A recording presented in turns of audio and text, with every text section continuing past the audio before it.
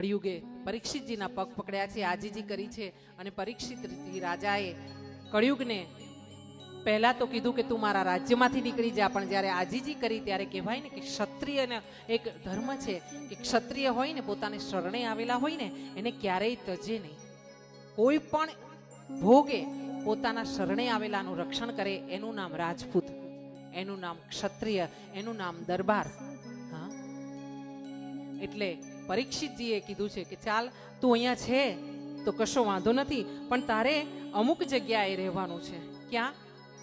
સોનામાં, ધ્રુતમાં, મદ્યપાનમાં, પરસ્ત્રી ગમનમાં. હા, આમ જ્યાં વાત કરવામાં આવી છે કળિયુગે પરસ્ત્રી ગમન સોનામાં, મદ્યપાનમાં અને બીજાનું ધન તમે લઈ લો ને એમાં. અત્યારે સમાજમાં આ નિયમ બહુ જોવા મળ્યો કે ભાગ પડતા હોય ને બે ભાઈમાં, એમાં મોટા ભાઈ કાં તો નાનો ભાઈ હોશિયારી મારી જાય, પોતાના જ ભાઈની જે હકની જે વસ્તુ હોય ને એ બીજા મોટા ભાઈ લઈ લે કે નાના ભાઈ લઈ લે.